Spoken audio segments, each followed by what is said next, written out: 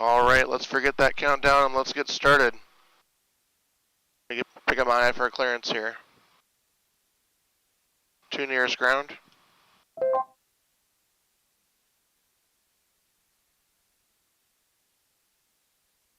St. Cloud information. Quebec 1158 Zulu. Wind calm. Visibility 1 3/4 statute miles. Miss. Sky condition ceiling overcast at 300. Temperature 2.20. Altimeter 3007. ILS approach in use. Landing and departing runway 31. Advise on initial contact. You have information. Quebec. St. Cloud information. Quebec 1158 Zulu. Wind calm. Visibility 1 3/4 statute miles. Miss. Sky condition ceiling overcast at 300. Temperature 2. St. Cloud ground, Malibu 909 Delta, IFR to Wisconsin Dells. Malibu 909 Delta, St. Cloud ground. Good morning. You are cleared to the Wisconsin Dells Airport via direct. After departing runway 31, climb and maintain 4,000. Expect 10,000, 10 minutes after departure. Minneapolis center frequency is 121.05, squawk 3635. Clear to Wisconsin Dells via direct, runway 31, climb maintain 4,000, expect 11 and 10. 21.05, squawk 3635, Malibu 909 Delta. Ready to taxi at St. Cloud Aviation with Quebec. Malibu 909 Delta, your readback is correct, and would you prefer runway 13 for direction? The wind is calm this morning. Yeah, let's do it. Roger, runway 13, taxi via Alpha 4 Alpha. Alpha 4 Alpha, runway 13, Malibu 909 Delta.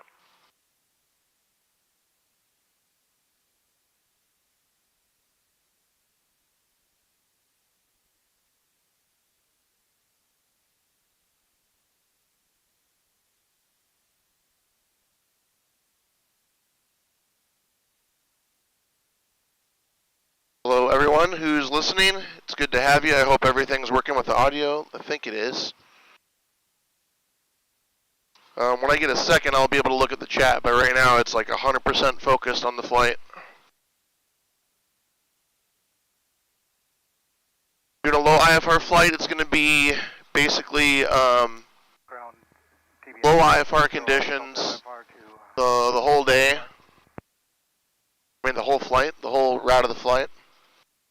TBM 700 Alpha Delta, St. Cloud ground. You are cleared to the Bismarck Airport via direct. After departing runway 31, climb and maintain 4,000. Expect flight level 220, 10 minutes after departure.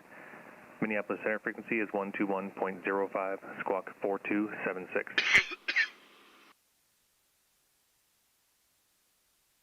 All right, after... I'm not an early morning person, so this is already kind of like one strike in the pilot not comfortable box. TBM 0 Alpha Delta, your readback is correct. So if you woke up this early and you're watching the stream this early, you're either in Europe or you're an early bird, and I appreciate your company. Latest information, Romeo is now current. We got a quarter-mile visibility with fog, ceiling overcast 300 feet, altimeter 3007. Quarter-mile visibility, that sounds more like it. Let's listen to that. Advise on initial contact. You have information. Quebec. Well, that's Quebec, so maybe not. Cloud information. Romeo Here we go. 1208 Zulu. Wind calm. Visibility 1/4 statute miles. Fog. Sky condition ceiling overcast at 300. Temperature 2.20. Altimeter 3007. ILS approach in use. Landing and departure. Okay. Do the run up. Not going to show the instruments yet. We'll save the instrument view for when we're doing the cruise lean.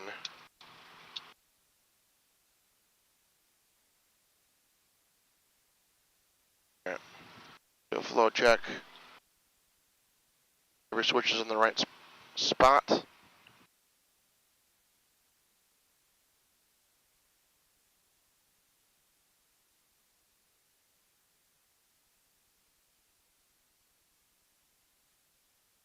Sure we got all the bugs set correctly. 4,000, 2105, 3635. All right. St. Cloud Tower, Malibu, 9099 Delta, Alpha 513, ready for departure. TBM 0 Alpha Delta, runway 31, taxi via Echo, Charlie, Alpha, cross runway 5 at Alpha.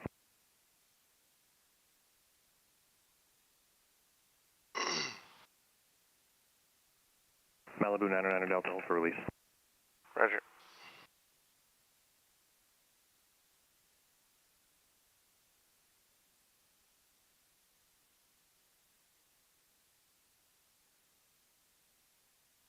Malibu 909 Delta, after departing runway 13, proceed on course. The wind is calm, clear for takeoff. On course, cleared for takeoff, runway 13, Malibu, 9099 Delta. TBM 0 Alpha Delta, I should have asked you before, what direction is the Bismarck Airport from here?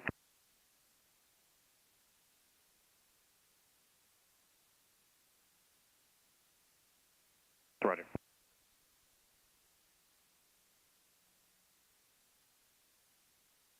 Right, airspeed alive, engine instruments look normal.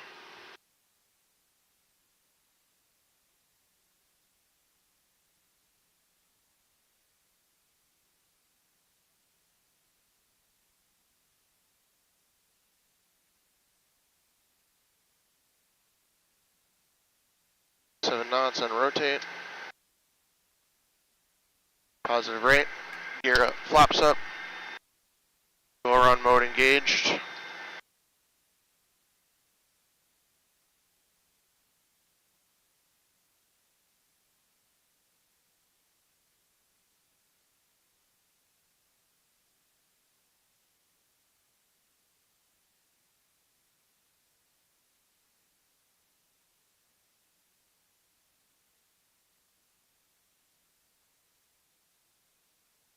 .400 AGL, direct 2. Looks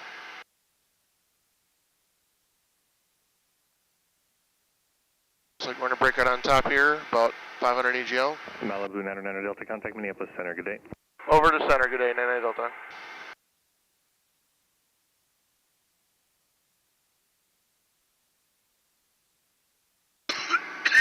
Excuse me.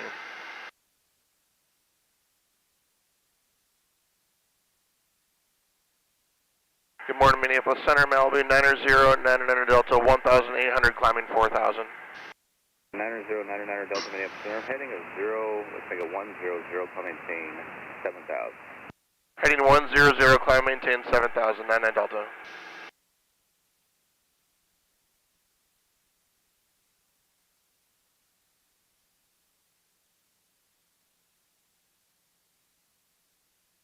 Guess they want to keep me separated pretty decently from the Minneapolis Class Bravo traffic, although we're not very close to that. It could be some rival routes, I don't know. Could be another reason. Alright, let me give you folks a look at the flight instruments, because that's mainly what I'm looking at now. Let's see here. Alright, so let's pop this out and take a look at the engine monitor.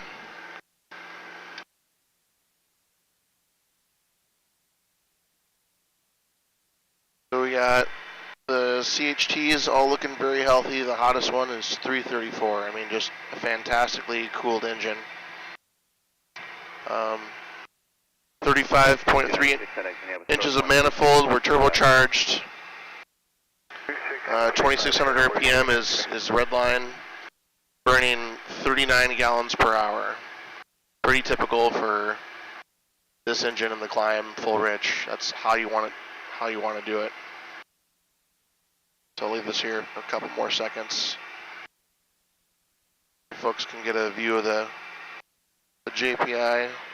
Looks fairly in focus. Good morning, Minneapolis, speed finder 680 Mike Whiskey, flight level 190. 680 Mike Whiskey, Minneapolis.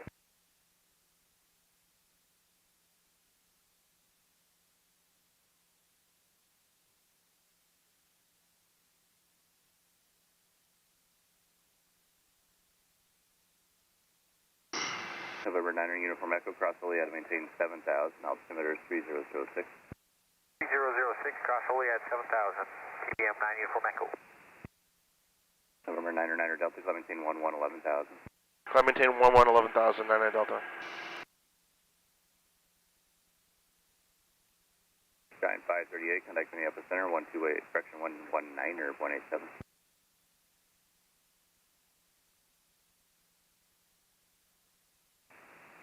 Giant 538, contact Minneapolis Center, 119 or 187. 119.87, Giant 538, heavy, have a good day. November Niner Delta, clear direct to the Dells. Clear direct to Dells Airport, 99 Delta.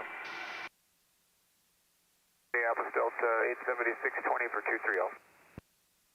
Delta 876 at Minneapolis Center, Clementine, flight level 340. 340, Delta 876. Hello, United 532 with a flight level 360. 532 Minneapolis Center.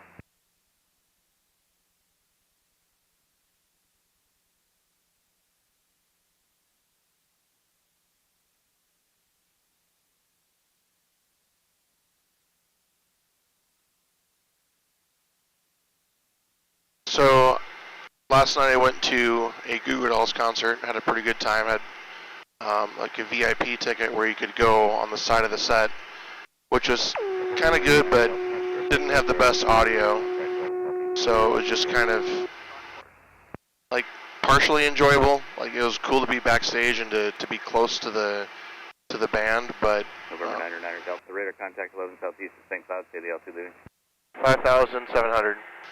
Niner Delta, thank you. And 700 Alpha Delta, you calling as well? Yep, passing through 2,700 for 4,000 on course. 0 Alpha Delta. But the rental car I got, no kidding, 700 Alpha Delta, Minneapolis, radar was contact, a Chevy Malibu. Say the altitude leaving. Thought they had a sense of humor when they picked out the car. Probably unintentional. That's 220, 0 Alpha Delta. November Niner Delta, contact Minneapolis, approach on 5.75 either. 2575, is that what I heard? Affirmative. Thanks. November 6. And I went to type the frequency and it actually flipped it. That was 2526. kind of silly. Dwight. Direct Dwight for Delta 2526. Minneapolis approach, Malibu 9099 Delta 6,500, climbing 11,000. Malibu 90999 Delta, Minneapolis approach. Amend your altitude, maintain 9,000 for now. Maintain 9,000, 99 Delta. 909 Delta, Minneapolis, altimeter 3007. Roger.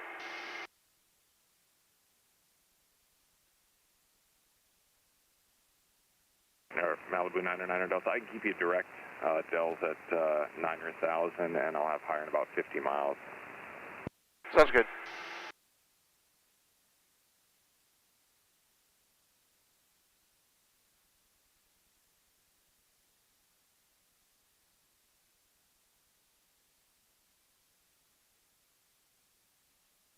Camera needs to be pointed up just a hair.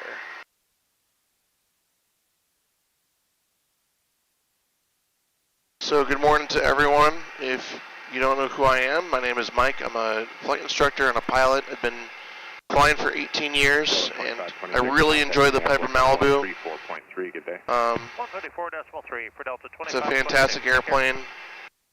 With full fuel, it can basically fly for 9 hours with reserve. It's a fantastic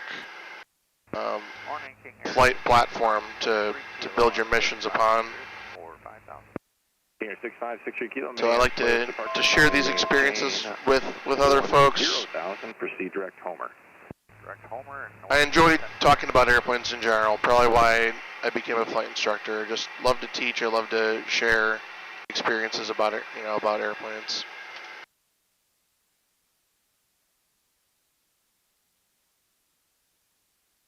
So, yeah, like I said, we were going to I went to a concert last night, had a really good time, and the FBO was only open until 10, so it's not worth any call-out fee or whatever. Rather spend the call-out fee on a hotel and a rental car. So that worked pretty well. It got back earlier than I thought. Got back just around 11, and had a pretty relaxing night after that. Part of the VIP ticket, you got to meet the band, but the problem is that line was 50 people long, all the meet and greets, so it was like shake their hand, say like 3 words, take a picture, and goodbye. So it was fairly impersonal, but it was still nice to kind of check that box. Okay, so we reached 9,000, which apparently is going to be our cruising altitude for quite a while now, so I want to move the camera and show you how I lean here.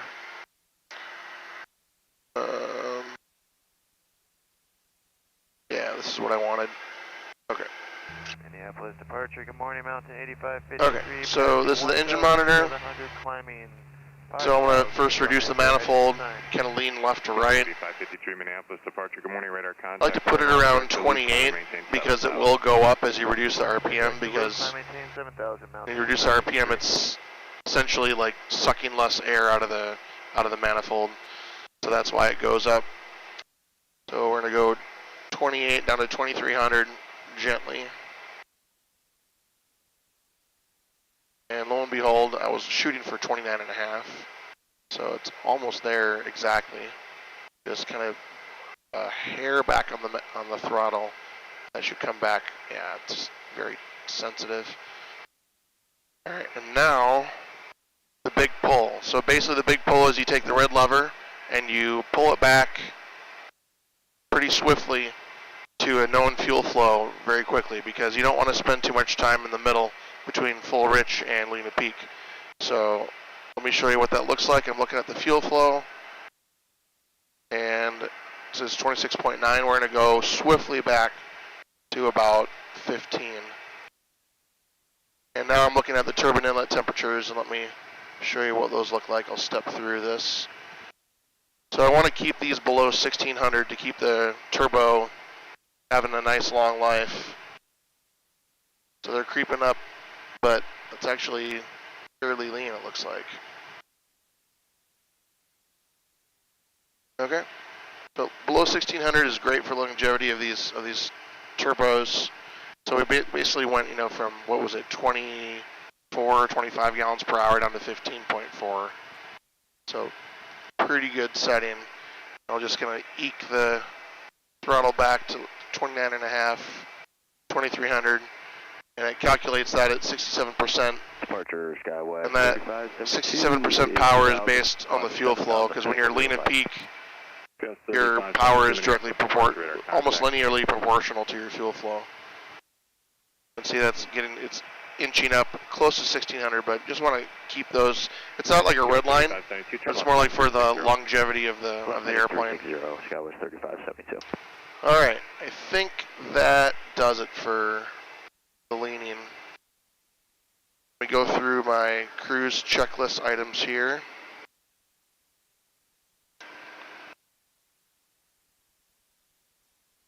I don't think I'm going to need the air conditioning anymore. The air conditioning is very nice to have in the summer, though. But just turn on the air circulator instead of the air conditioning. Climb maintain 1000, mount to 8553. I leave the landing light switch on because there's a relay that only turns that on when the gear is down. And since the gear is up, there's no reason to kind of move that switch, because it essentially doesn't do anything when the gear's Departure, in the 185 in the well. 7, climbing 7. Coast 185 X-ray Minneapolis departure radar contact maintain 7. Very beautiful out there. Let me 7000, give you the outside look. Let me move this camera a little bit. I have it taped down, but 72, turn left heading 330. let's see if we can get like a better view where it's not so constrained, where like it doesn't seem like it's trying to focus on the inside of the airplane as much. If I point it away from the interior, maybe it'll focus better on the clouds. Yeah, it looks pretty gorgeous out there. That's a pretty good spot for it, and it's not blocking my line of sight.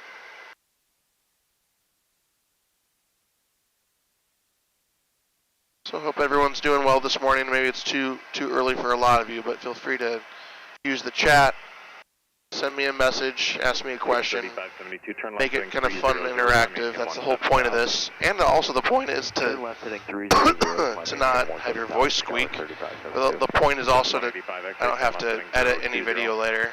Left 020, Skywest 185. So I'm enjoying not editing any video.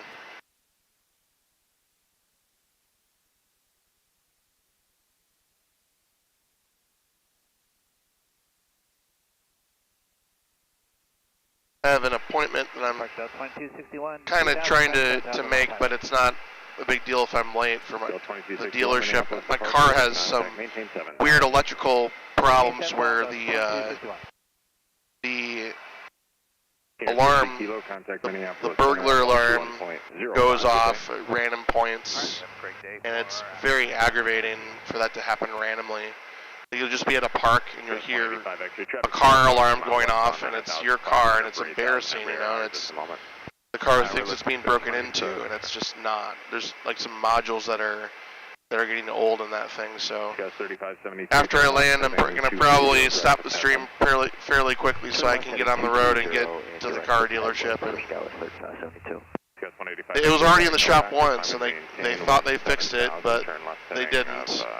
They're in kind of like the swapping parts maintenance mode right now. 010, Skywest 185 X-ray. Delta 22. That's never a good place to be, is when turn left heading 020. Mechanics start guessing at the problem and changing parts. That's kind of like what the airlines do. Everything is like a swappable module, so that airplanes have like they're optimized for minimal downtime, but not minimal expense. But yeah, my car is in swapping parts out mode with the dealership, it sounds like. So yeah, you never for airplanes you never want to be there. You want to have like guided troubleshooting and a mechanic that knows how to troubleshoot well. Even Mike Bush suggested there should be a rating.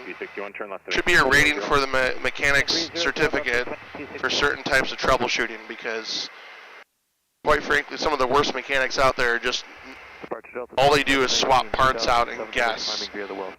And that unfortunately leads to a lot of bad learning, where the problem is transient, it goes away, and they think what they did fixed the problem, and it just teaches them the wrong lesson. 185 X-ray, turn left heading 350. Left 350, Skywest 185 X-ray. Del 2719, turn left heading 020. Heading 020, Delta 2719. Del 2261, climb maintain 17,000. Maintain 17,000, 2261. Give you the full screen view again. Let's see. Hey, and Mini 185 X-ray, how are the rides in the climb today? No complaints so far. How's your ride? We're getting constant light chop there coming out at 10,000 and starting to smooth out again. Thank you.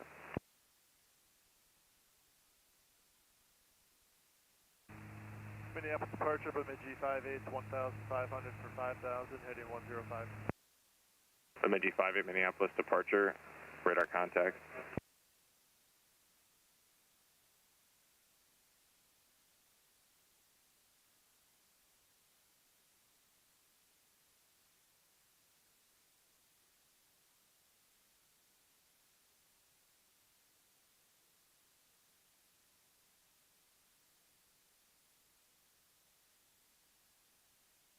So like I said, feel free to use the chat, send me a message, send me a question. People of all backgrounds, you don't have to be a pilot. You can know nothing about airplanes and still have a question, so feel free to send those over. 2719, climb and maintain 8,000. I maintain 8,000, Delta 2719. Oh yeah, that's what I should do. I should find the airplane, find myself an ADSB website and put that up. Del 2719, turn right direct Dwight. Return direct Dwight, Delta 2719. G58, turn left heading 360. Left 360, Mitch 58. Del 2261, contact Minneapolis Center 135.0. 350, Del 2261, good day. Yeah, I found myself.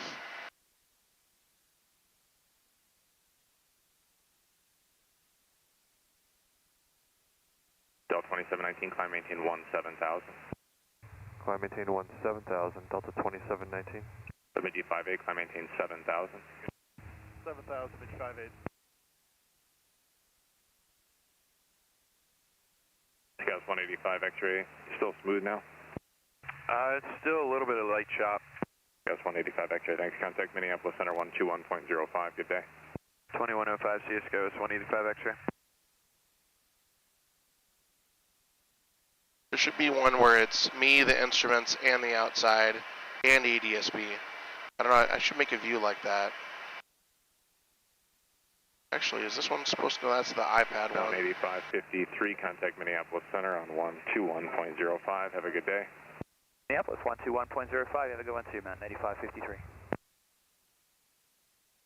Yeah, we'll just like do this one for a while.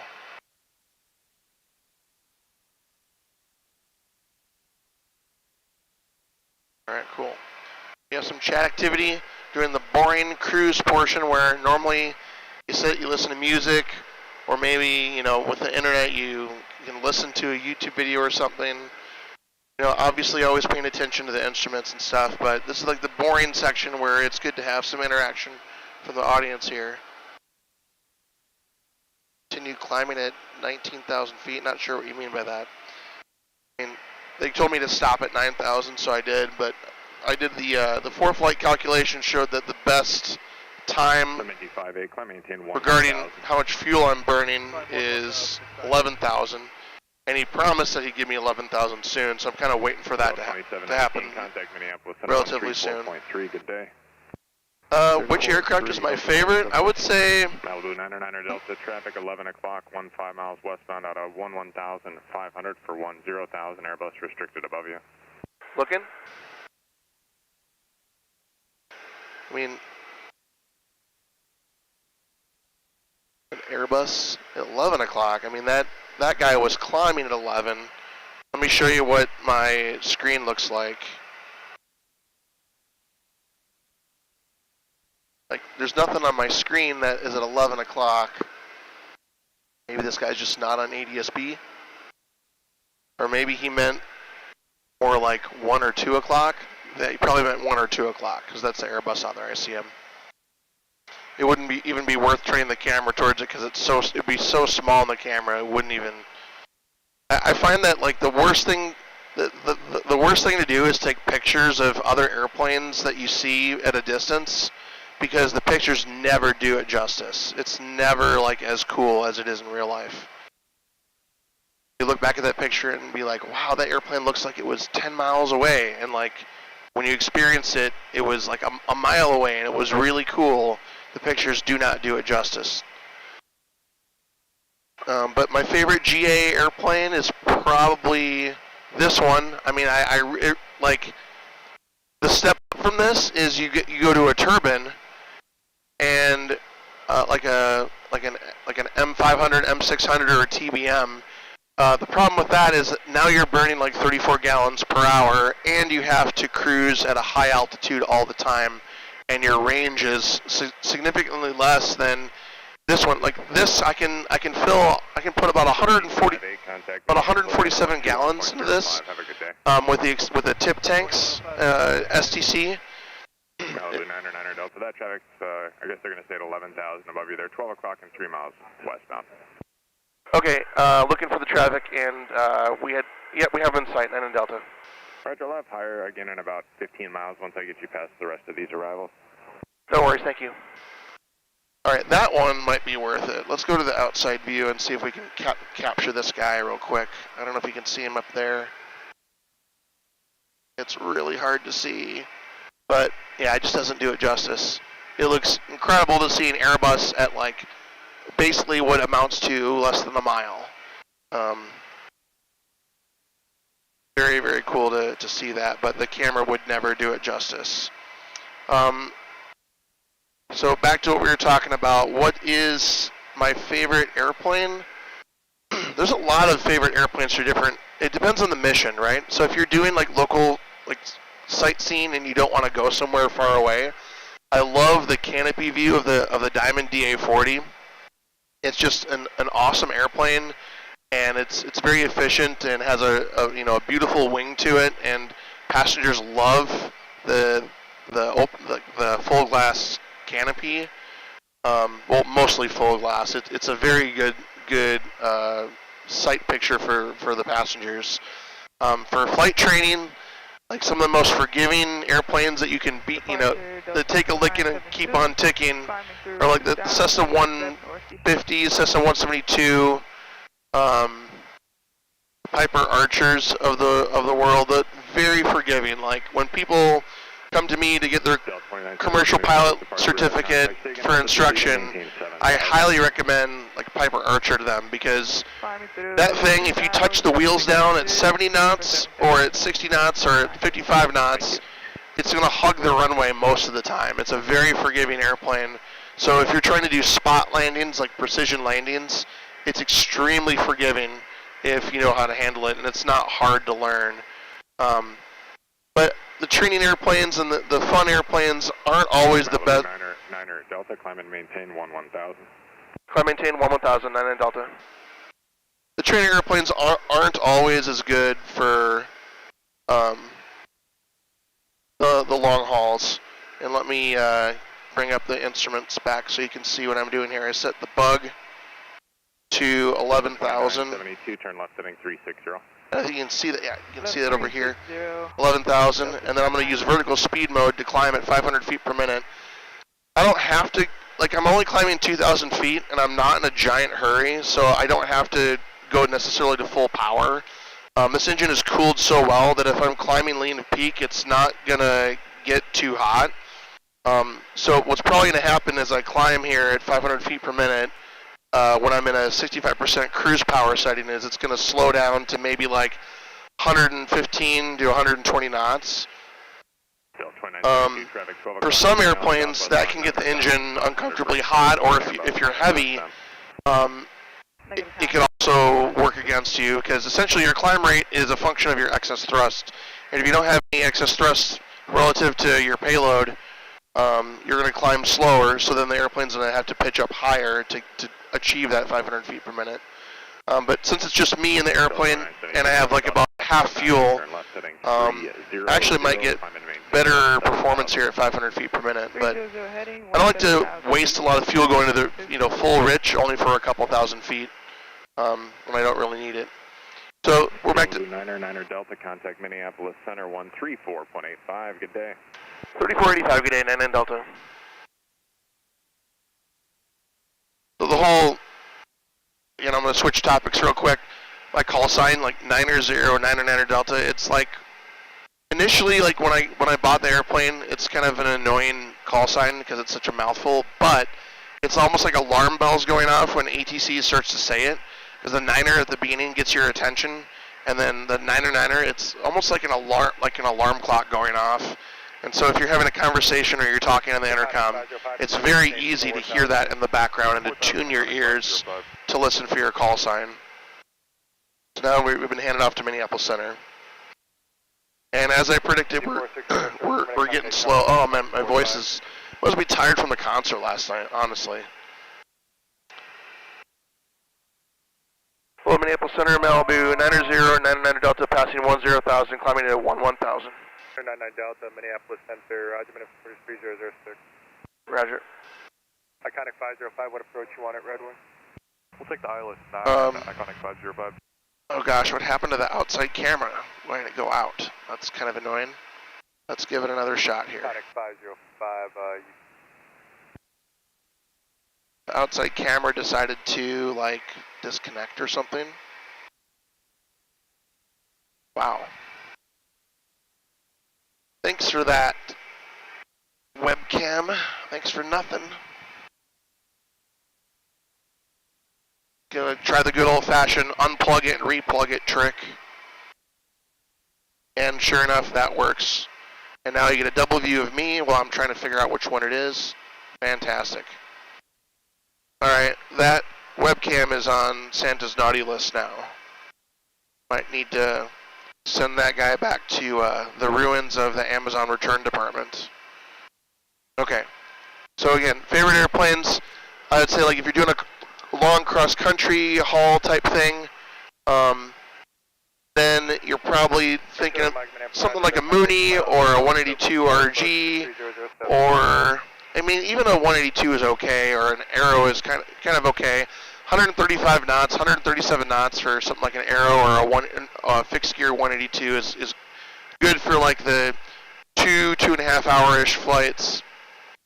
But the longer ones, you won't probably want something like a Mooney or a Malibu, ideal, or like even like a Cirrus, I guess.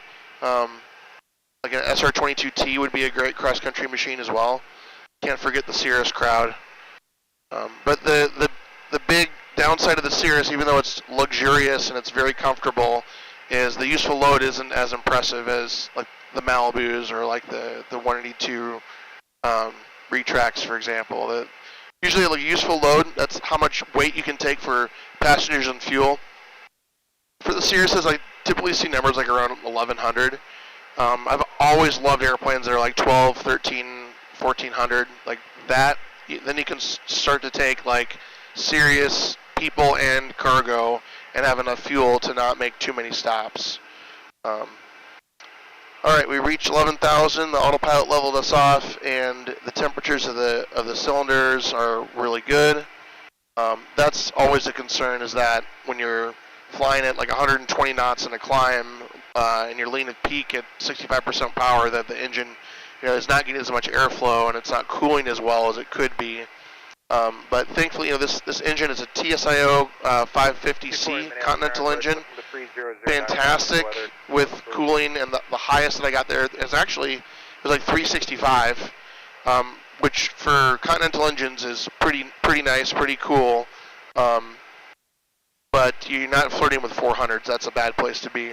Long story short, I mean, I had problems initially with temperatures, but there was a bad magneto timing issue that it took me years to solve, and when I did, the temperatures dropped by like 75 degrees, and it changed how I fly this airplane, simply because the magneto was timed wrong by a shop that insisted they got it right, and that was a tough lesson learned, to kind of fly almost handicapped, where you feel like you can't really stretch the legs of the airplane as well as you know you should be, and you've been all over everything twice, and you've checked every box, and you still have a hot engine temperature problem, and then something as simple as basically forgetting to tie your shoelaces. Magneto timing should be really simple. In that case, it was an electronic ignition timing that's a complicated process, has a lot of math involved, and the shop said they did it right, and they didn't. And when I got that unit overhauled, again, for another long story, then when they retimed that, all my engine temperatures dropped dramatically, and now it's like lean at peak climbs are a thing that are pretty relaxing. If I really want to get there, though, and then I go full power, full rich, everything full forward for all of my climbs, or if I have like a lot of, if I'm heavy, But yeah, it depends on, the best airplane depends on the mission. The reason I like, and I'm going to take this time to run a Malibu commercial. The reason I like the Malibu so much, and when you get in this airplane for the first time, and you've been in other airplanes for hundreds of hours, and you start the engine in this, you're immediately impressed, because it's such a well-balanced engine. It doesn't even have special fuel injectors. It's like stock Continental fuel injectors. The sound of the engine is just shockingly impressive. It's quiet. It's like a car engine when you turn it on. It's very quiet. Other GA airplanes, when you turn on the engine, it's like a roar, and you need a headset to be able to even talk to people next to you. But when you're taxiing on the ground, absolutely no need for headsets. Very easy to communicate without headsets. The stock Malibu shipped from the factory without headsets in the back, because people, quite frankly, don't need them. And when I'm flying with my kids, they often will not wear headsets in the back. They'll just be playing video games either without sound or with a different, like a non-aviation headset, because you just don't have the loud noises that you would otherwise have in a more classic GA airplane. Again, Continental makes a very smooth, quiet engine. The 6-cylinder, fuel-injected, turbocharged engines are fantastic.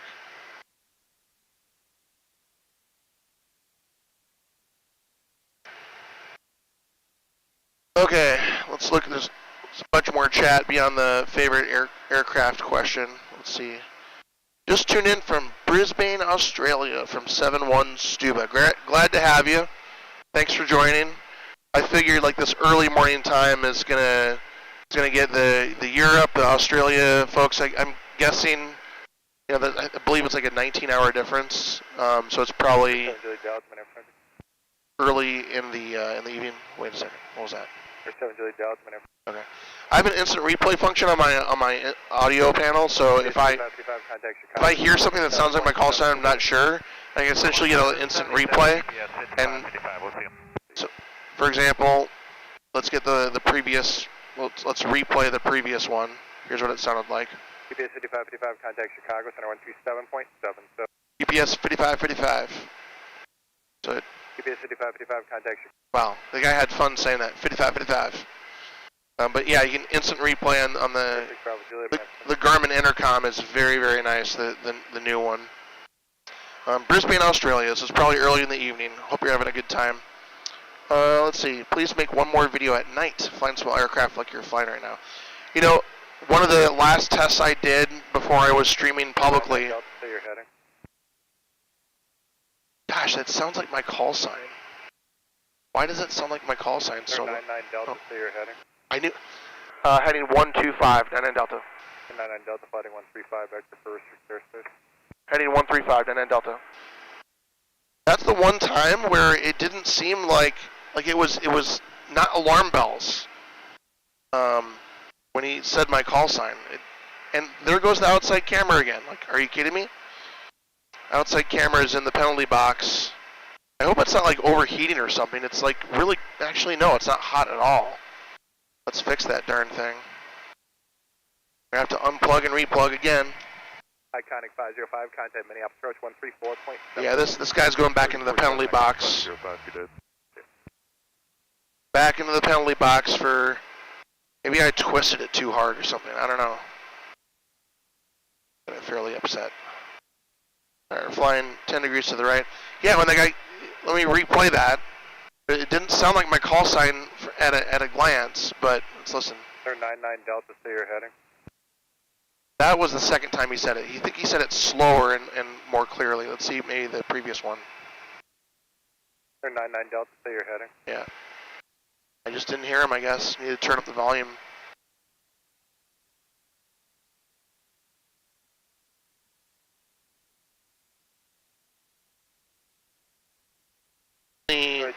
Like, it looked like I had all the interior lights on. Like, the camera had fairly good, like, kind of like night vision. I don't know if I'd call it that because it didn't look like night vision. It just looked like it did a really good job displaying the inside. Because I guess these are, some of these webcams that I have here are like consumer webcams where it's pretty easy to, like they're designed for low light conditions.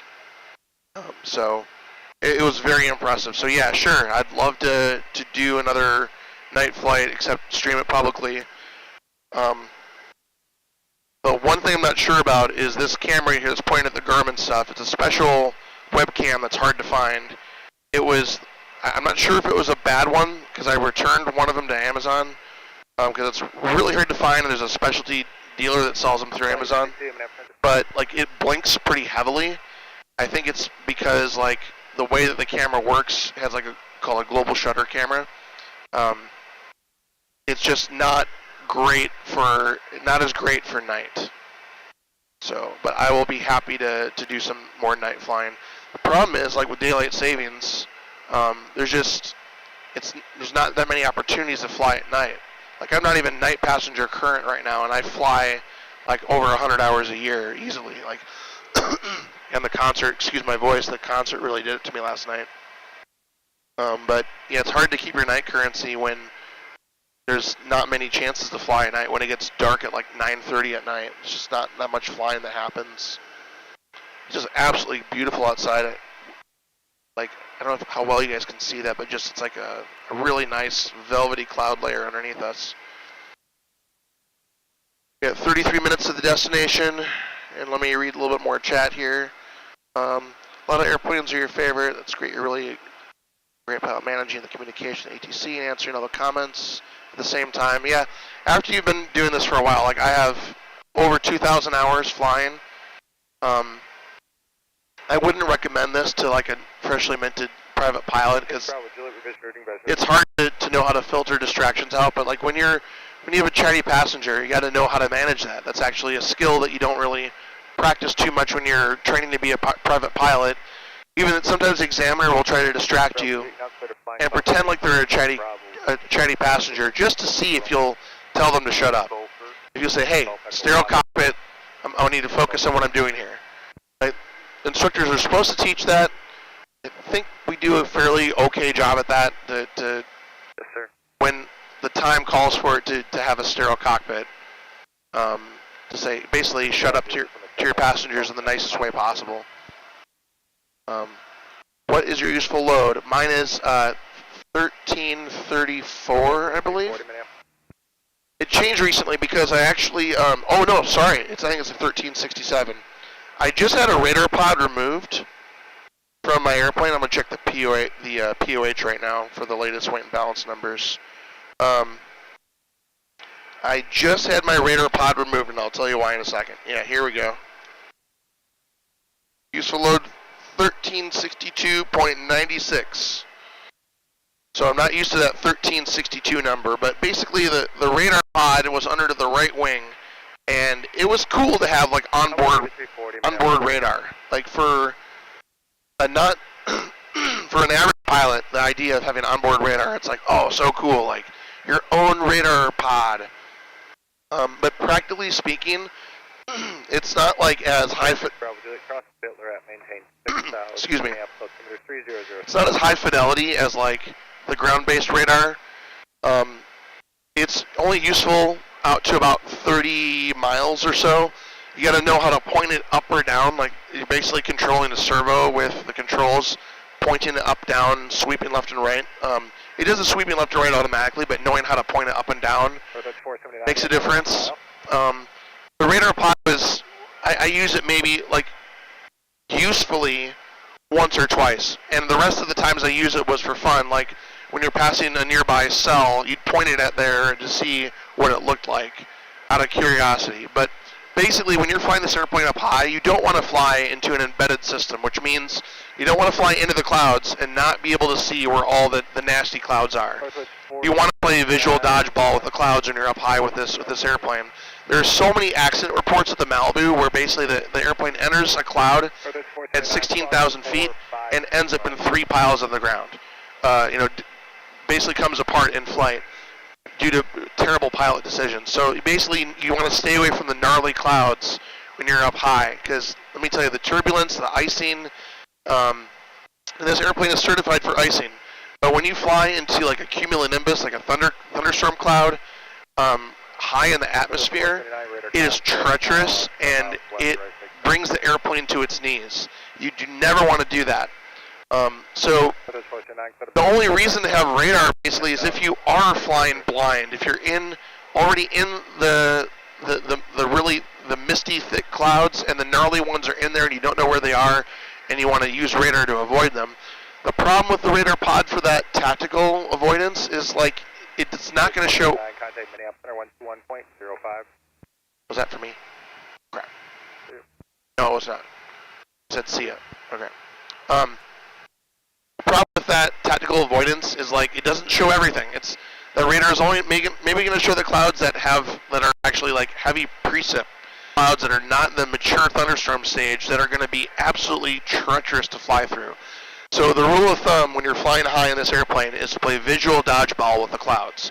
You're literally asking ATC to deviate left and right to visual separation from the clouds, not radar separation. That's a horrible strategy. So after owning this airplane for 4+ years and using the radar pod maybe once, I didn't even really use it tactically.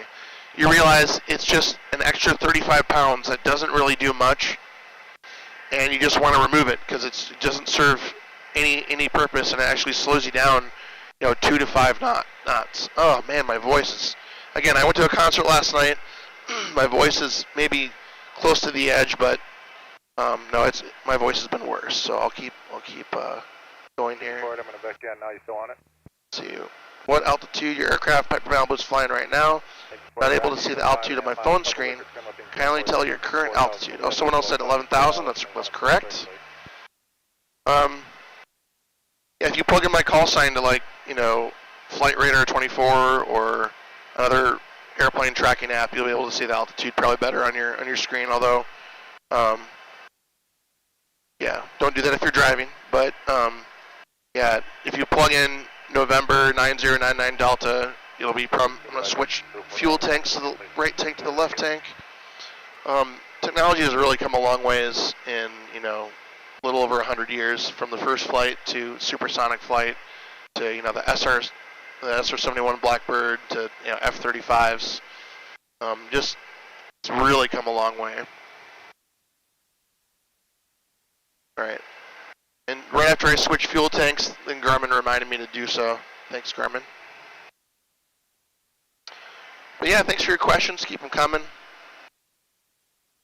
I enjoy the live interaction because the live aspect of this is something that's different. I enjoy not editing video, so I like kind of getting, you know, putting all the effort into the setup and having someone to chat with in the most boring phase of flight, where you're basically just sitting here at 11,000.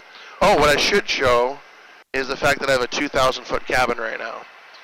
So let me bring up kind of the show and tell page here. The outside camera has decided to behave himself because he wants presents from Santa this Christmas. Not to be on the naughty list. Show and tell. All right. Let me show you my pressurization system. It's very, very simple. It's kind of the same overall technology that even the airlines use, for example. So this is the pressure controller. So what you do is you set on the inside window, it shows you what altitude, in this case it would be a little over 15,000, that it can maintain the 2,000-foot cabin up to.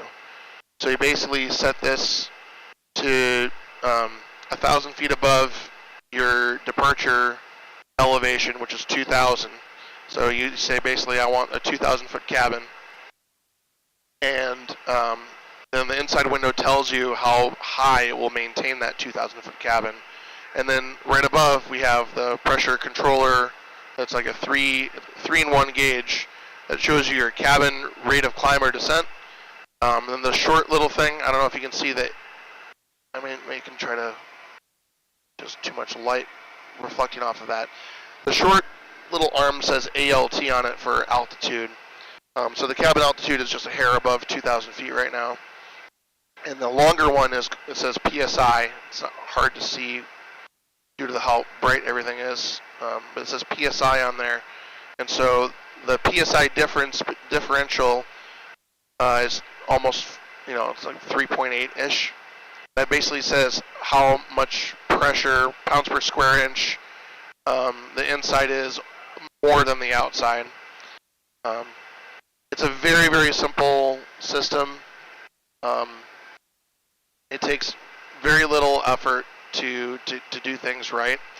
What a lot of Malibu pilots won't be taught, though, is that you don't ever want it to get all the way to 5.5. You see that little red line right there? And this is not emphasized very clearly in the POH, but basically when you get to 5.5 differential, the valve that's in the rear of the airplane that regulates the differential, it goes into like a mechanical backup mode where it's hard on the internals of that valve. And you never need to get there. I mean, 5.4 is fine, but 5.5, then the valve is like reverting to its mechanical backup function, and it's hard on the valve. So you got to treat your valves nicely. There's two of them in the back. One of them is an emergency backup that's tuned to like open at 5.6 psi, and one of them is tuned to open at 5.5 mechanically with like a mechanical screw type setting. But yeah, it's very nice to have a pressurized cabin because it's just, you know, it's very easy on your ears. You can make a really fast descent if you need to for any reason. Whether it's, you know, that you have a really good tailwind and you want to essentially called slam dunk. You want to slam dunk yourself, or ATC slam dunks you.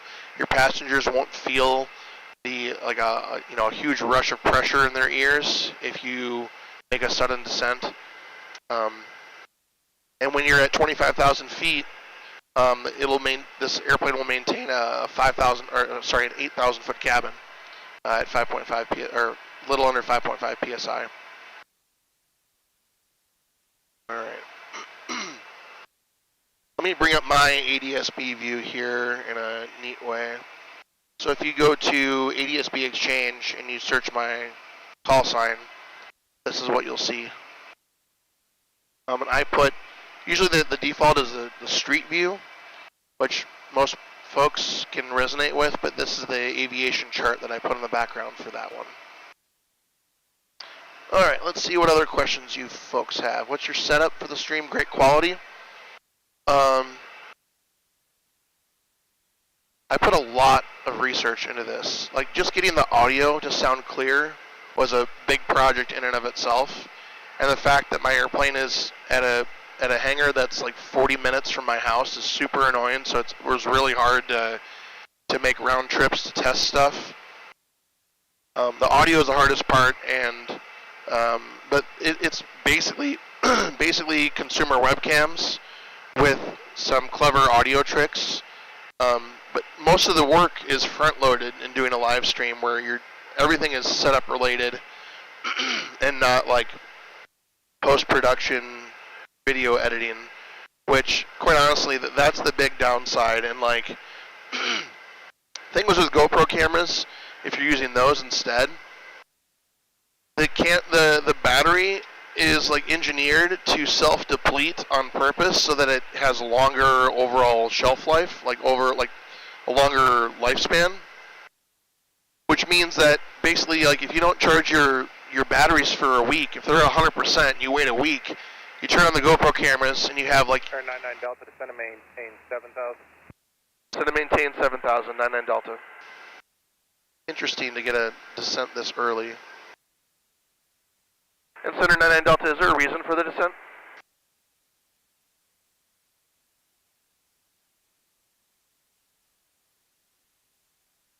Talking to Flight Service Phone Center, say it again.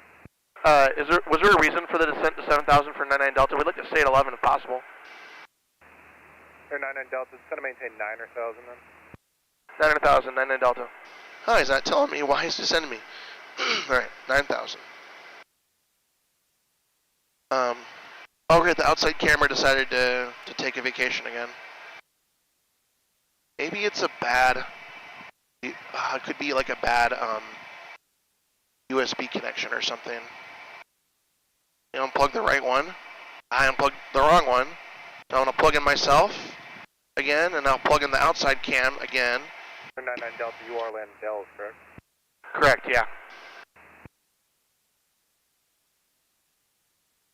Alright, so let's actually do some quick math here using the GPS. Let me do a quick thing here. Let me pause our discussion and do some quick math. So, I'm in heading mode with the autopilot right now. And I'm descending at 500 feet per minute to 9,000, which is all hunky-dory, all cool and everything. But now I want to figure out, like, when would I really need to descend?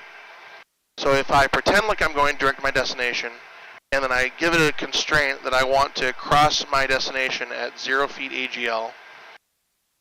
Actually, since I'm going to be doing an approach, let's say like 1,000 AGL. I usually like to type 999 because it's a lot easier for button pressing. And then I save that as a constraint. Now it's going to paint a top of descent. So it's saying like I would need to descend in another 30 miles.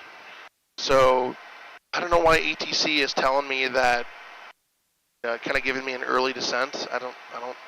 They did not give a reason. It might have something to do with this restricted airspace that I'm near, but I can't imagine why, because like the rule for that is to keep you out of it always. See if I can focus this camera too. Another special part about this webcam is you can like twist it and focus. See, that's better. There, go ahead. It's better focus right there. But that top of descent that Garmin is painting there is saying like that's when you need to descend to achieve a particular descent rate. And for me, I configure that at 2.5 degrees by default. And I'm okay with descending at 900 feet per minute. If I wanted to descend slower, like at a more gradual rate 2.2, now the top of descent is a little bit closer than it was before. Contact Boca approach 135.25. 3525, 99 Delta, good day. Alright, 3525. Boy 3340, contact. Yeah, that's hard to see with the reflection. 3525, Voke approach. Alright, let's put this back in here. So basically, he descended me early and didn't give me a great reason. And let's see if the outside camera is still up. And I'm going to have to return that, put that in my backpack, bring it home with me and return that sucker. Alright, Voke approach 3525.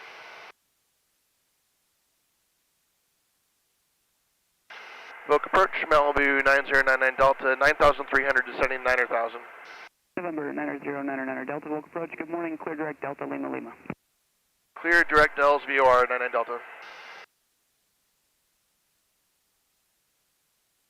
I don't know if he really meant to send me to the VOR, but that's actually close to an approach request that I'll probably have there. So I'm going to put that into my flight plan real quick and proceed direct there and activate it. Alright, now we're direct to the Dells VOR. Turning, nice little left turn here. Show the instruments one more time real quick. Alright, now let's get the weather and figure out what approach we're going to get, because soon they'll hand us off to Madison approach, and we'll have to tell them what approach we're requesting. Tune destination weather. 1832.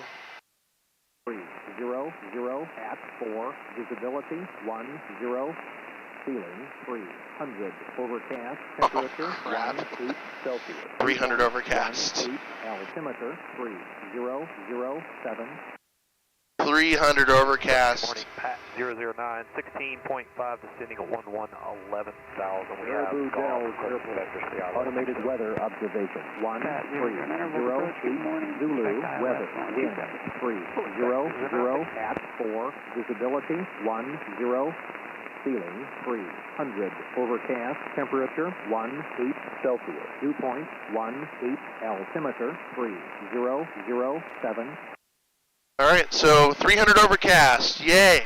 We get a nice fun flight. Turn right heading at 315, vector to ILS, runway 275, approach course, descend and maintain automated 4,000. weather observation 1308 Zulu, weather, wind 4,000, right turn 315, vector to the ILS. visibility 10, ceiling 300, overcast. Okay, so we'll kind of turn the weather on here and there to kind of check to see if it's changing. The minimums for the LPV approach into the Dells are a hair above 300. So 300 overcast, it could mean 399, it could mean 350. It could be different over the weather sensor than it is over near the approach end of the airport. So I'm definitely going to try the approach, even though it's like basically at minimums. And both approaches, let me bring up the approach plates to show you. I'll bring it up using the Garmin stuff. So I'll bring up the charts for approach. So the RNAV 19, the approach minimums are 362. No, we'll clear. See, it's kind of doing its blinky thing now. Yeah, weird how it just started doing that little blink thing. Wonder if I turn this back to the map if it changes. Okay, so it's less pronounced of a blink. So minimums are 362. November 909 Delta, descend and maintain 5,000. Descend and maintain 5,000, 99 Delta. Again, people are descending me before I need to, but maybe they're trying to be nice. Just gonna roll with it and do 500 feet per minute, because I'm not in any hurry. Garmin top of descent is like not another 20 miles or so. So we'll ask for the RNAV 19, I'll load that in, and we'll give this a try. If that doesn't work, plan B is to do the RNAV 1 from the other direction. That'll also save on time after doing a missed approach. And then if that doesn't work, then I'm going to probably fly to an airport near my house instead, and figure out the dealership appointment that I'm going to next. We'll figure that out later. Okay. Let's see. I also want to become an airline pilot, someone says. Yeah. My advice there is get started early because seniority is a big deal for airline stuff. And another bit of advice is you're going to have to invest a hefty chunk of change to begin with, but the starting pay is also phenomenal. And there are phases where the hiring is really good, and there's phases where hiring is not as good. So, like, you're going to invest around $50,000. Like, the private pilot is like about $10,000. Instrument rating another $10,000. Commercial maybe $3,000 to $5,000. And then multi-engine, you're going to want to get that done. That's another $4,000. If you want to get your CFI and then actually work, you gotta get up to 1,500 hours before a lot of the big places will take you seriously. Some will hire earlier. It depends on the type of job. Like sometimes you drop skydivers, or you can do pipeline patrol. There's a lot of different. Flight conditions to include tops and bases when able. We will let you know we are clear at this point. Just looks like a low-level layer. I'll announce all. None. Copy. But even though you're investing like around 50 grand over, a 2 to 4 year, it depends on how quick you want to apply, how aggressive you want to be. But the starting pay is going to be 6 figures usually for most jobs. So you're going to make back that investment pretty quick, and after you've been in the airlines for a decade, you'll be you can go online and check what a lot of airlines are paying out. It's pretty decent money. Like, it's not very long. Don't quote me on this, but it's not very long until you start making $200,000 a year as an airline pilot. It's a very unique life, though. Like the lifestyle, where like it depends on what airline, what kind of flights they give you and stuff. But a lot of it's like many days on, many days off. Like one pilot that I talked to was something like 7 days on, 10 days off, or 6 days on, 11 days off, those kind of things. It's not the same everywhere, like I said, but it's a very unique lifestyle, and I've also heard it's a very addictive lifestyle. Like once you start a job like that, it's very, very hard to transition to like a 9 to 5 job. Also, you have to there's sacrifices. Like you're gonna have to miss birthdays. You're gonna have to miss special days on the calendar. There are some family sacrifices you'll have to make. All right, the handoff to Madison approach is going to be soon. I'm going to get ready for that. See if I can read up in any other questions folks have. What year's your Malibu? It's a 1986 with a Continental engine. It's a highly sought after year because the Continental engine is such a sought after configuration. After 1987, they started using Lycoming engines, which, trust me, I fly a lot of Lycomings when I'm in a lot of Lycoming powered airplanes as a flight instructor. Nothing against Lycoming, but they're louder and have more vibrations in the Malibu airframe. So I prefer the Continental. I sought out the 84 to 87 year range because of the Continental engine. Let's see what else we have here. My favorite aircraft is the Cessna 172S. I did most of my private pilot training in that 172 SP, so I can totally agree with you. It's a great airplane.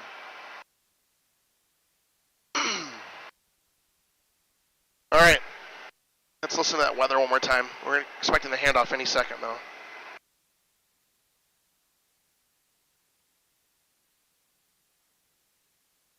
Book approach 99 Delta. All right, can we expect the handoff to Madison soon? Yes, sir.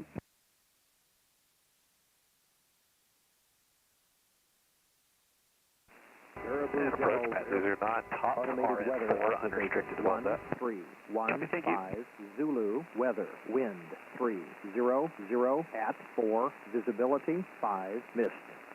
Ceiling 300, overcast. 009, descend and maintain 3,100. 3,100, Pat 009. Still at 300 overcast, so this might get very exciting. We're going to be right at minimums. Let's just brief the plate ahead of time. Nothing else better to do. Again, the minimums are 362. It's doing its blinky thing. All right, 362 AGL, which is 1341. So I'm going to plug 1341 into the minimums.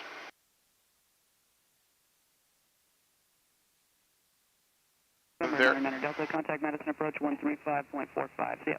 3545, so NOTAM's at the Dells requesting RNAV, vectors RNAV 19er.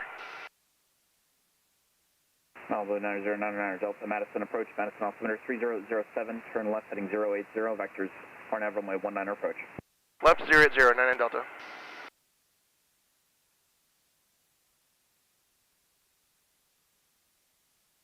Alright, we're going to load and activate now that we're on vectors. Victor 3622, turn right direct Garrett. Alright, flying low IFR to minimums here. 412, cross X side of 4. Definitely going to be an interesting approach here.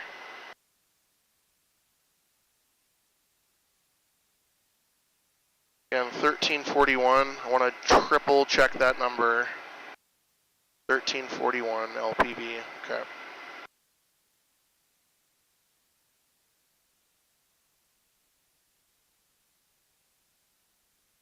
It was supposed to be, the forecast before I left was it was going to be between 500 and 900 feet. So 300 is not in the forecast, but again, minimums are right around here, not a big deal. We're going to make at least one try for this approach and then maybe try the other approach the other direction if that one doesn't work. We're going to let the autopilot fly it, and if we don't see the runway at minimums, we're going to hit the go-around button, which takes about 5 seconds to pitch the airplane all the way up.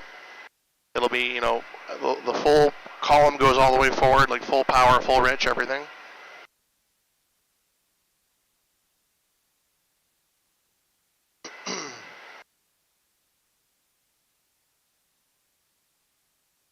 And if the outside camera goes out on the approach, I apologize, but I will not be looking at the live feed during the approach, so you'll just have to bear with me on that.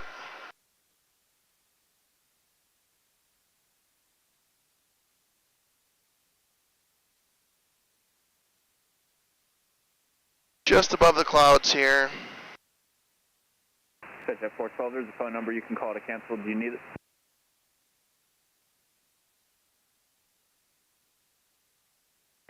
Set 412, sorry, you cut out there. Do you need the phone number to call the FreightCon? Turn the air conditioning back on. Set 412, it's area code 608. It's starting to get a little warm down here. 249er 82. Bleep, bleep, bleep, bleep, bleep, bleep. Don't want to put that number on YouTube.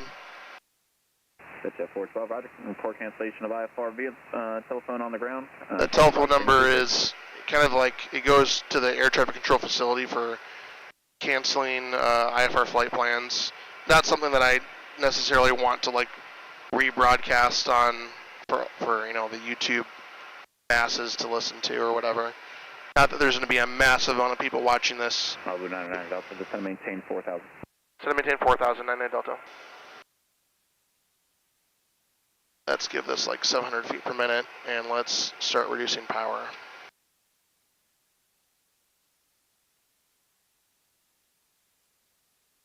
Alright, look over all the switches and lights, make sure everything's in the right position.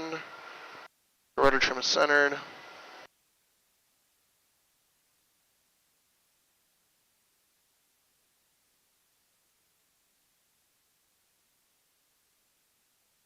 We're going to fly this approach a lot slower than the one yesterday. Precare 3672, contact Rockford approach 121. We're about to enter the soup. And the outside camera pooped out. This is like the last time I'm going to reset this camera, you guys. I'm sorry if it acts up again after this, but I'm gonna definitely have to return this one to Amazon. This is more of a consumer camera. All right, unplugging and replugging it worked without me having to go into the settings, so that was pretty easy. But now it's time to have a stereo cockpit and focus on the approach, so not going to be looking at chat. Delta, turn left heading 070, descend maintain 3000. Left 070 down to 3000, 99 Delta.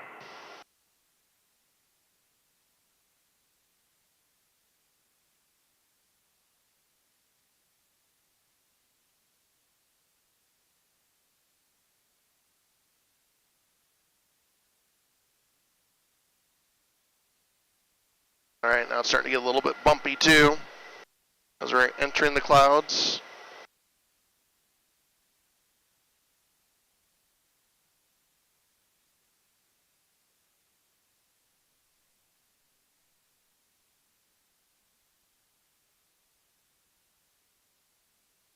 Kind of going through layers here. There's like multiple layers. Kind of cool looking. All right, look at the plate one last time. This approach again is just straight ahead 3000 at Turvis intersection.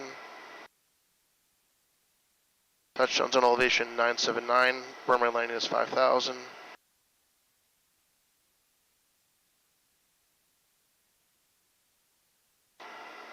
Okay. 979.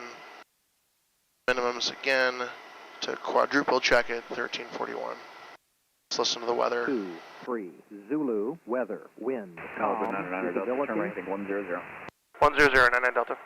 100 overcast temperature 18 Celsius dew point 18 altimeter 3007. You hear that vector right as it said the overcast. All I heard was 100 overcast. Let's see what it ends up being. Baraboo Dells Airport. Automated weather observation 1323 Zulu weather wind calm visibility 4 mist ceiling 300 overcast. Still sticking at 300. Malibu 99 Delta, 5 miles from Kruby, turn right heading 170. Maintain 3000 until established on final approach course. Cleared RNAV runway 19 approach. Right 170, 3000 until established. Cleared RNAV runway 19 approach 99 Delta. And we're cleared the approach. Hit the approach button. And it's capturing final now. Glide path is armed.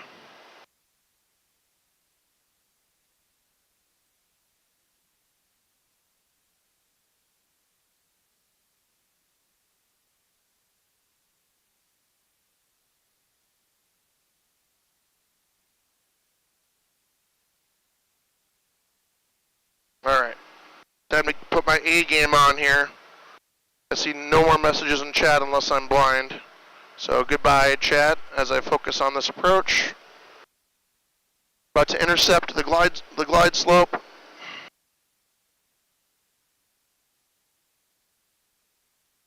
Let's turn off the air conditioning so we have max engine power if we need it. Tune destination CTAF.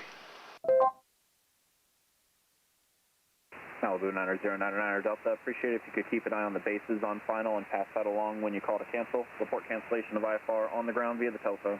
Change advisory rings to approved. Wilco and change advisory 99 Delta. Delta traffic Malibu 9099 Delta on approximately a 7-mile final runway 19 or Dells.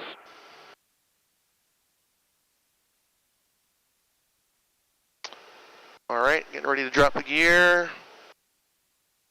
And add a notch of flaps. Alright, glide path is almost intercepted.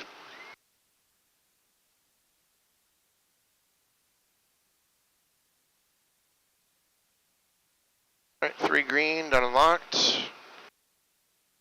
And let's reduce power now. Go to 2 notches of flaps.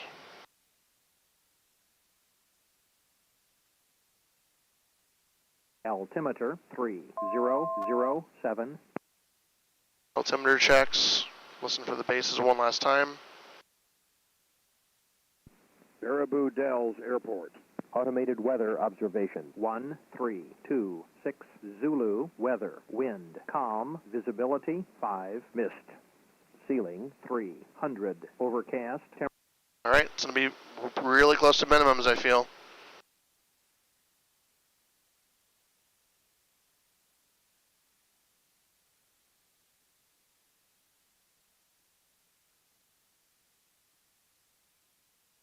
All right, I'm going to click the lights on. It should click the lights on. I have ground contact. I looked down and just saw a road. It's kind of patchy down here.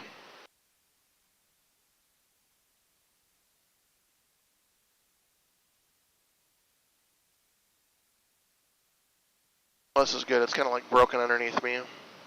It's not like a solid overcast underneath me. It's broken. There's a good chance we'll be able to see the runway before the 300 reported. All right, 1341's our minimums. We have 600 until minimums. I'm going to slow down even more. Let's try to get close to 90 knots. The autopilot will yell airspeed at me. All right, I have more ground contact, a lot of ground contact. The autopilot will yell airspeed when it gets to 87 knots. So if you hear that, it's not like the end of the world. It's just kind of a disclaimer, like be aware of your airspeed. You don't get too slow. A lot of ground contact. I can see a farm and a whole road down there to my left. All right, let's see if we can make this happen here. We have 200 until minimums. Seems like the bottoms are pretty ragged. I have a lot of ground contact now. A ton of ground contact. 500. 3 green down unlocked. 100 to minimums. I can see a lot in front of me. See the runway. We got the runway. Let's go. Let's go. Full flaps. Minimums. Yeah, let's do this. Full flaps. Power's coming back. Dells traffic Malibu, short final, runway 19 Dells. That was way more exciting than I thought it would be today. We're going to keep 77 knots or higher for the short field. Approach speed. Prop lever's going full forward at this point. We're doing 80 knots. We're doing just perfect. All right, 3 green down unlocked. 3 green down unlocked. 3 green down unlocked. We're good. All right, that was like way more exciting than I thought it would ever be today. It's supposed to be like 5 to 900 overcast. Let's nail this landing now. Different part of the brain to land the airplane than it is to read the instruments. Ah, that was a beautiful landing. Let's go. Nice and greasy. Centerline, I'll give myself an A+ on that. It's kind of hard to do better than that. It really is. You got to remember to cancel IFR. So I'm definitely going to make that phone call here. Maybe I'll put it on speakerphone and let you all listen to that next.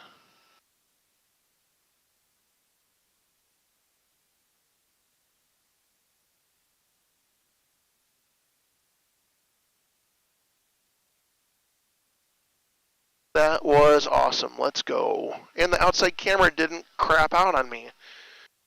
Well, that camera is definitely going back to the bowels of the Amazon returns department. All right, we're going to go park and then make that phone call. It's only like a 30-second taxi. Dells traffic Malibu clear of runway 19 Dells. Oh, that's a pretty quick taxi. We'll make that call in Madison.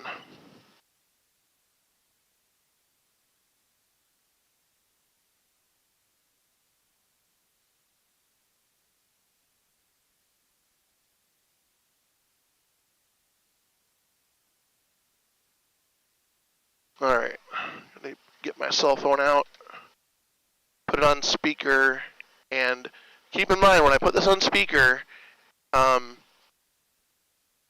engine will still be on to power my internet connection here. So the quietness that you hear, the lack of engine noise on speakerphone that we're getting from the computer's microphone is all thanks to the wonderful Continental TSIO 550C engine. It's an amazing engine. If you've never flown behind a 550 engine, it's absolutely incredible. Like the lack of noise, it's like 80 decibels compared to 93 for most GA aircraft. Most GA aircraft are like 93. All right, let me set up the noise here for the intercom.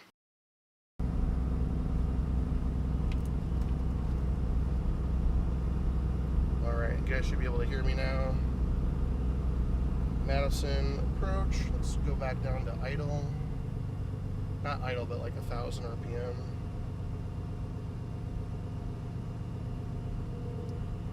Hello. Have reached the Madison Air Traffic Control Facility. Our administrative hour.